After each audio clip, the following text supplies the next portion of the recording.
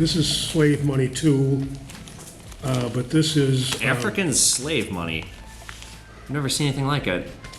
Yeah, either did I. And then this kind of didn't really go with it, but this is, they call them kisses, but they're pennies. And the kissy penny. And this is from slaves or whatever. This is what they traded. Yeah, there's, I'll be damned. There's one right here on eBay. 65 bucks. For the, I would think it the would thing go, you're holding. Yeah, I think it would go for more than that. And these are these kissy pennies, which are This is so funny. What used strange forms of currency. for slaves or something. I don't know. I can't remember what the hell it was all about. How do you put this in your pocket and walk away with it? What? Well, I think over there Kissies, you said these are called? they didn't even have pockets. Kissies. It's probably inappropriate for what these are. I see a single one of these on eBay for $8 with $3.95 shipping. 1, 2, how many you got? There's 3 over here. 5, I think. Yeah, 5. I'd give you 90 bucks for all of it. These and this. What, 100? I'd probably be able to sell it at 100. See, the thing is, you're not, I mean, I have, there are not very many of them around, I don't think. And I don't know. So if we can make a deal where I can buy all this stuff, because I kind of like this stuff, then I can do 100 on this. 35. I want to hold on for this just because I got 3 granddaughters.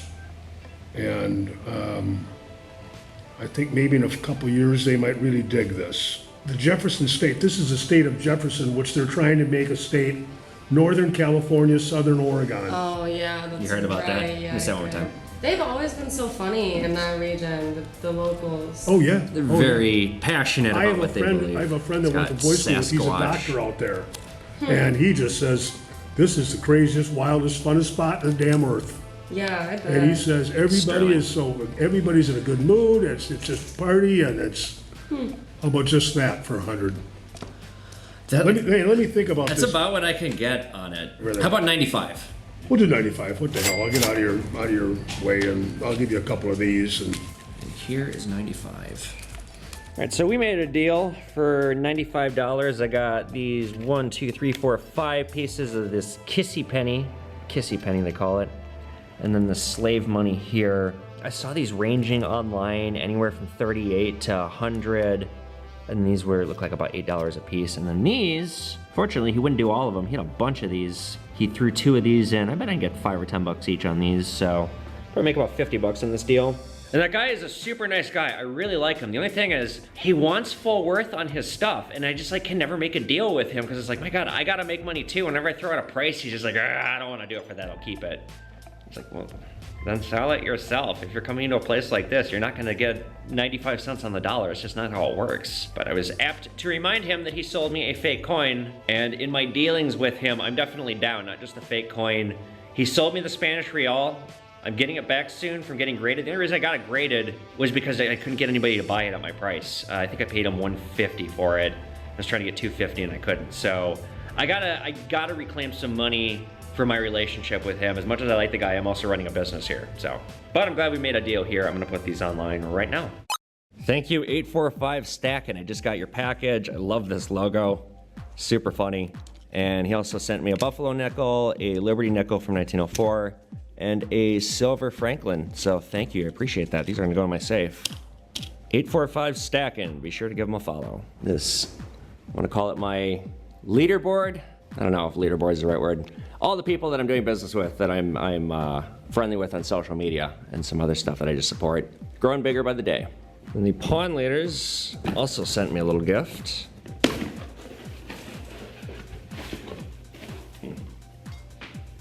I actually need this. Huh.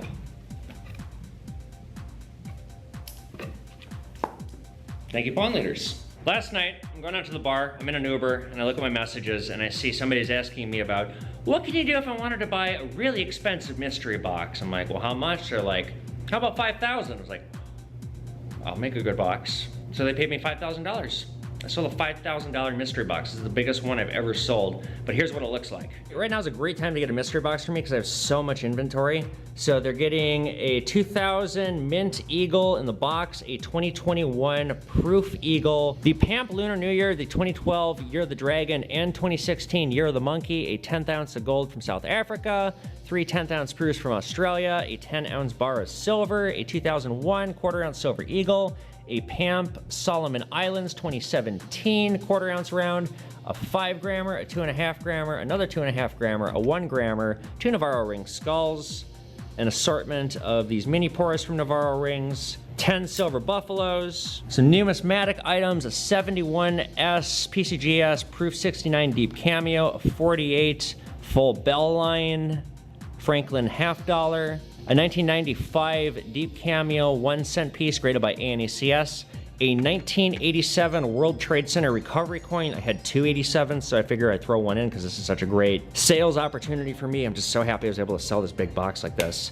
A Pawn Man coloring book, this fun little deal with the gold flakes. This, it's like a 2004 like price guide. It's a limited edition. It comes with this limited edition coin. Some numismatic coins, the 68 and 78 silver Mexican coins, a 73 5 lirat from Israel, a German 1934 silver coin, 1901 O'Morgan silver dollar, an uncirculated 1945 Walking Liberty, a uncirculated 1937 S Mercury dime, an assortment of world coins that are clad, a space meteorite, don't ask where this came from, a copy of my novel, Wolf in the Jungle, signed by yours truly, and 2 Pawn Man buttons and Pierce Brosnan's signed autograph. Shaken, not stirred. So this package is $5,000. Most of it is in here. This is like, yeah, there's probably out of the 5,000, over 4,500 of it is right here. Probably a little bit more than that. Because this, I mean, outside of this is the most expensive piece. And yeah, these are shooting way up in value. I think I'm giving this guy a really good deal, especially throwing this in there too. And they were happy about it because they just made a TikTok and they're like, yep, that's good, happy, satisfied, send it. And then they also messaged me after and they bought this trade dollar that I had for $300. And I was going to send this in for grading, but I don't know what's up with this mark right here, and it could nullify the coin from getting a score. I just don't know what it is, and I didn't really want to take a chance sending it in. Although this does look like it's about uncirculated. This is a very, very, very nice trade dollar. I just don't know what's going on with this weird mark here. And if you guys want to get a mystery box, just DM me. I've sold well over 400 of them. Satisfaction's guaranteed. I've only had one issue with one. Person didn't like it, they sent it back, I sent them a new one, they were happy. Yeah, I can do bullion ones, I can do ones that are mixes of like random crap from my store, I could do a numismatic one, any size. Like I said, I just did 5,000 on this one, so any size. All right, so we got some dental gold coming in? Yeah, I'm just trying to get an idea what that's worth. Sure, let me see it. So, I got it in Thailand. Was this gold put into you in the States? No, This was that's all what done in, it was done in Thailand. The gold seems legit. It's passing my acid test. I am only nervous just because I've heard of, you know, they put in really good fake gold in your teeth. But it seems like this is good. No, this was like, actually, it was a company, U.S. company that recommended. Okay. I'd be a buyer of what you got here at 95 bucks. No, that's it, huh? That's it. It's 4.9 grams. I'm knocking off 0.9 because of the bone that's still on it. Yeah. And I'm guessing it's 14 karat. The melt on it would be about 125. And I don't get full melt, especially on dental gold. Would you like us to put it back for you? Yeah, sure. Yeah, I was just, you know. Okay, thanks. Yeah. Well, if you change your mind, you know where to Yeah. find me. That price Okay, will probably so- stand. Yeah, okay, thanks. Appreciate it. Have a Yeah, great day. thank you. You too. Thank you so much. Mhm. So this is interesting. I'm being offered, this is one of the more interesting items anyone's ever offered me. It's a slave tag from the 1824. Like a slave had to have this tag. And it appears to be real. I've never seen one of these before, and they're telling me that these go for $2,000 to $10,000. But number one, it could be fake. I'm not an expert. Number two, because I am seeing there's copper replicas on here, and this does look copper. This guy says he got it metal detecting, which is suspicious. But the biggest thing here, I don't know if I could sell this. I don't know if eBay would let me sell this. I don't know if I could make a TikTok about it without getting in trouble, even though it's a historical item. Frankly, I'll probably get a bunch of shit for trying to sell it, shit that I don't want to get. I'm okay with selling the Nazi shit because I can deflect that because I'm a Jew. I'm not black. I don't know if I could sell something like this. So yeah, I'm gonna probably just $500. I'm gonna think about it. I'm initially gonna pass. I'm gonna think about it. So, all right, what we're gonna do, this guy's gonna mail me this thing and I'm gonna check it out once I physically have it. I do know a couple of people at auction houses that can probably verify it.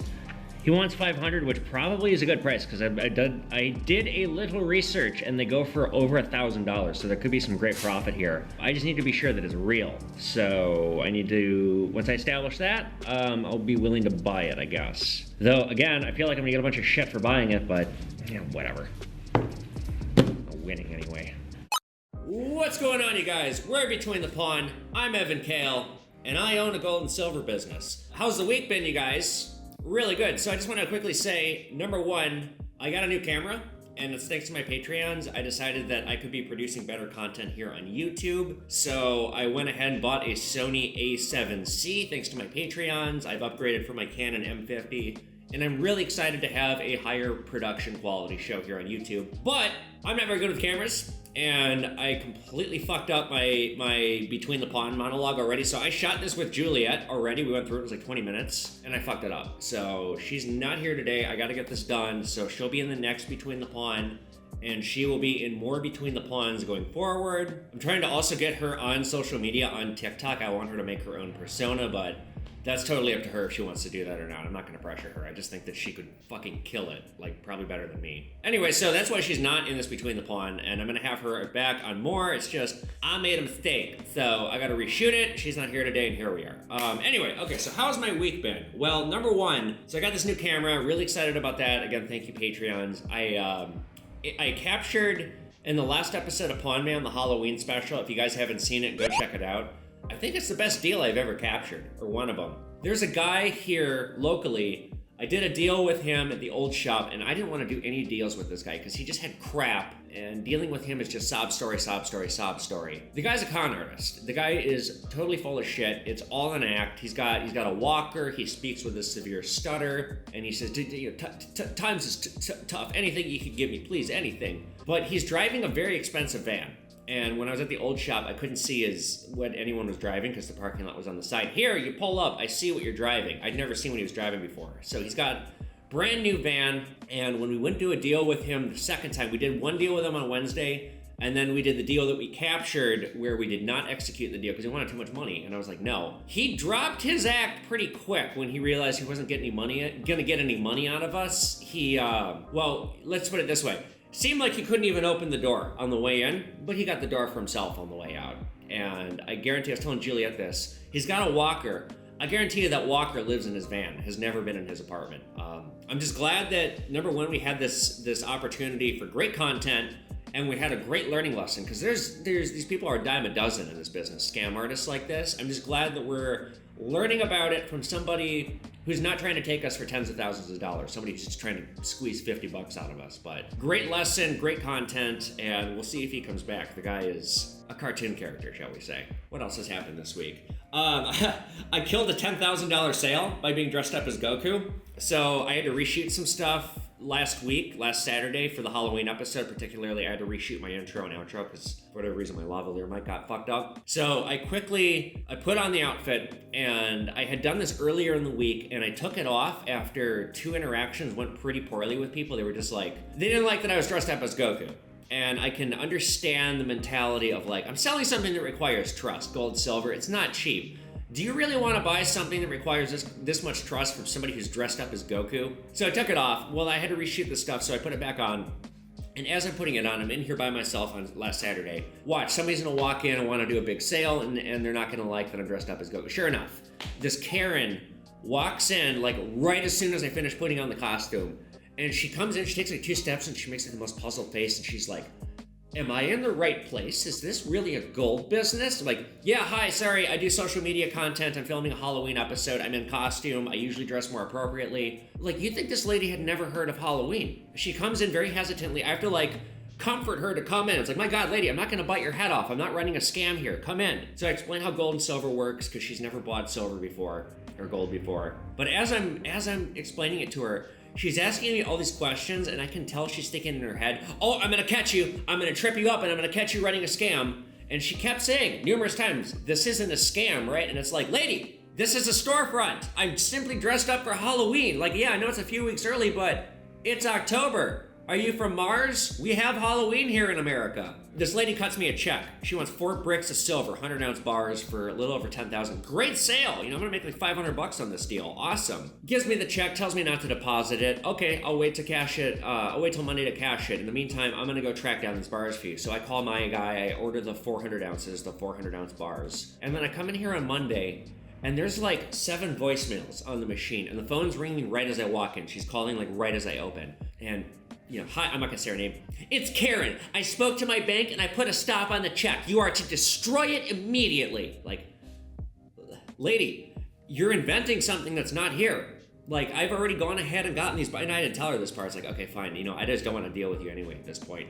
But this lady had me get these bars for her, and then she like convinced herself in her head over the weekend that I was running a scam, and then she had to put a stop to the check immediately, and like, I could tell she was like very proud of herself for catching me, but it's like, lady, you just screwed yourself here. Now I'm not, number one, now I don't want to do business with you, and number two, even if I do, I guarantee you the price is going to go up. You got these bars at a great deal. You're not going to find this deal again, so.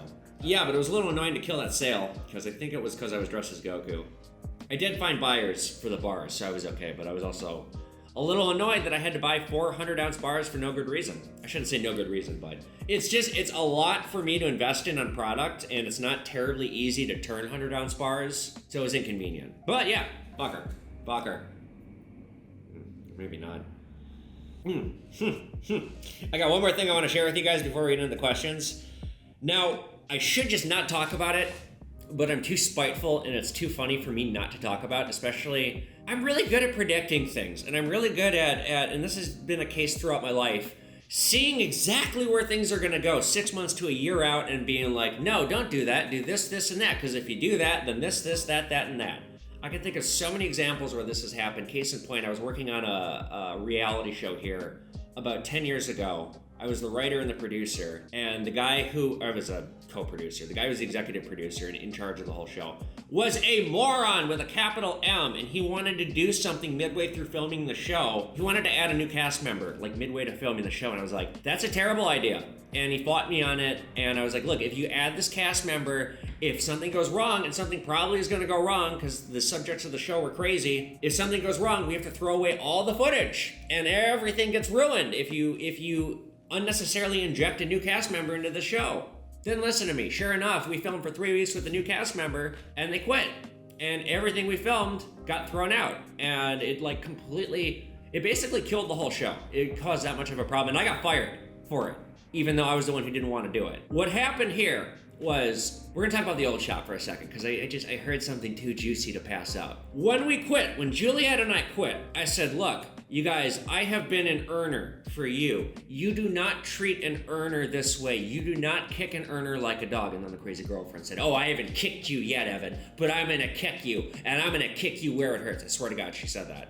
And I said, here's how this is gonna go. I'm gonna get up and I'm gonna walk out. You have me at $250,000 here is what I'm willing to pay for your business. I'm gonna get up, I'm gonna walk out, and you're not gonna be able to sell your business to anyone. And you're gonna slowly bleed yourselves dry. You're gonna be lucky if you get 50 grand in 6 months. They laughed me out the door. Less than 30 days later, I had this business set up. I heard from a reliable source, they now want $50K for their business. Meaning they've lost $200,000 plus all the lost revenue since I've gone off on my own here by not doing a deal with me. So exactly as I predicted happened, and it's just too sweet and satisfying not to talk about it. And if you're like, Evan, you're a spiteful asshole, yes. I don't like being treated like that. That was fucking bullshit. So, told you so. Oh, got a story about this too. Yeah, I may as well tell this story too while I'm at it, this fake watch here. My charity has been tested, and it is unfortunate for me to report that I should not be a nice person. I should not be charitable at all in this business. And I talk about it all the time, and I had a heart, and it kind of bit me in the ass. So I'm standing out, this is about 2 months ago. I'm in front of my building having a cigarette, and one of the neighbors here comes up to me, and this guy's like always out smoking. He like lives on his vape. And I don't think he owns the business. I think his girlfriend or fiance or whatever the fuck's going on, I don't know. But he comes over, and we were friendly since I moved in here. You know, I've talked to him a number of times, and he has come in here and tried to be overbearing, wanting to help me. He like offered to do my t-shirts for me and stuff like that. And I was like, no, like I got this myself. Like I don't want to mix business with my neighbors. So he comes over and while I'm smoking a cigarette outside and he starts giving me the sob story about how all the shit's going wrong in his life and like he needs some money because he's got to go stay at a hotel because he's fighting with his wife or girlfriend or whatever the fuck she is. And I think like he wants a pawn loan, and I don't do pawn loans because I don't have a pawn license. I'm like, I can't do that. I don't do that. Please, please, please. I have this Rolex watch. I have some gold jewelry. So he talks me into giving him a personal loan. I say, look, this is outside the parameters of my business. This has nothing to do with my business. This is me handing you money because you're my neighbor. Surely you're not dumb enough to shit where you eat. And you know that I'm a social media star and a vindictive one at that. So surely you're not dumb enough to fuck with me. Don't overestimate people's intelligence. So I gave this guy a loan for a couple $100. He gave me this Rolex and a couple pieces of jewelry. And again, personal from my wallet, standing outside. I wasn't even in the business when I did this to him. I just handed him money. He gave me a shit. He said he'd pay me back in a couple days. That was 2 months ago. And I'm out a couple $100, more than the shit that he gave me is worth. And this watch turned out to be fake, which, I mean, I simply had to look at it closely, and I could have deduced that it was fake, but I didn't want to embarrass him too, because he's my neighbor, and I don't want to be like, bro, your watch is fake and you're an idiot. So he's been dodging me and hiding, and he keeps like texting me these excuses for why he hasn't paid me back. And it's finally, I said enough this week. I just said, forget the whole thing, you know, we're just gonna pretend that I bought this shit from you and never talk to me again. Fuck off permanently. Don't come into my business. Don't even walk past. You are dead to me. So now I have this watch, this fake Rolex, and I'm not gonna give it back. It's mine now. And yeah, I guess I'm gonna wear this watch as a reminder to never do that again and to not lend people money and to not be charitable and to fucking watch myself, because this business is full of people trying to just take. They see gold on the front end, they see gold on the window, and they think, oh, it's a gold mine in there. I can just help myself. And the reality is like, no, fucking, I barely was able to have the money to start this business. And for you to just assume that I'm rich and rolling in money and to take from me, fuck that. So now I'm gonna wear this watch as a reminder that I need to be careful. I'm also gonna wear it because I hope he sees me wearing his watch and just knows what a loser he is. And again, just to speak to it quickly, I thought in my head, you're a business owner. What the fuck you need to borrow a couple $100 for? What kind of loser are you? What business owner doesn't have a couple $100 to their name? So I guess now I know. And was he doing this from the get-go to scam me? I don't know, maybe. I'm gonna just let sleeping dogs lie. This, you know, turn the page here. He's dead to me, and I just hope he never tries to communicate with me again. Because then I'm gonna start making TikToks in front of his business. He don't want that. I don't want that, but anyway. Let's get into the questions here. So, first question coming in, I'm reading them off my computer here. It's coming from Pato Swag. Pato Swag writes, how often do you deal with Chad?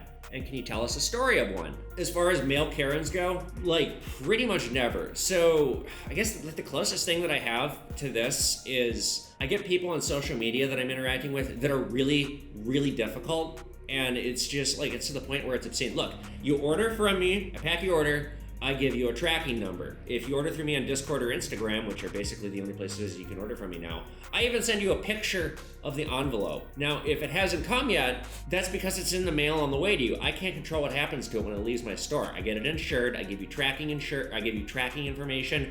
Go on Google and type in when it gets there. Holy shit, the amount of people that are like, well, where's my order? Did you type in the tracking number I gave you onto Google? Because it'll tell you exactly where it is. Why you have to have me clarify where it is when you do it yourself. So that's as far as difficult customer service, like that's the extent of it. Like that's even not that bad. It just, when people ask me information, and this applies to everything, that they can readily and easily look up themselves, it strikes me as a fuck you to me. It's like, your time's not worth anything. I could easily do this myself, but I'd rather have you do it for me. So yeah, that answers the question. Otherwise, no, I don't really deal with difficult men. As you heard, I dealt with a difficult Karen. I deal with those every now and again, but not really the men. Next question coming in from Jonas Buffington. Sounds like a porn name. Sorry, Jonas. Jonas Buffington. Oh my. Hello. Oh my. There's a nail studio next door, and there's some honeys that get their nails did. Anyway, Jonas writes, hey man, love your stuff. I've been considering for a while in investing in silver, hard silver, or stocks. I was wondering if you could point me in the right direction where to get started. Stay the fuck away from stocks. Do not do ETFs. Don't do options on silver or gold. Don't do contract. Just take physical silver. That is the only way you guys should be buying silver, unless you have a stock that is paying a good dividend. What are they called? First Majestic Mining I've done okay on, but for the most part, I recommend people stay away from stocks when it comes to precious metals. Just buy the physical metal itself. For every bar of silver, every piece of silver or gold that's out there, for every 1 ounce, there might be 50 to 100 contracts on it. You're entering into some monkey business when you get into the stock market side of this. So I recommend just do physical bullion, don't do the ETFs, don't do the stocks, none of that. The Fabled One asks, hey, so used to run a coin shop for a few years. I'm just wondering why you think the coin market is going to explode. The reason being, in COVID, we saw collectibles of all kinds explode in price, but coin collecting, the hobby of kings as it's known, did not.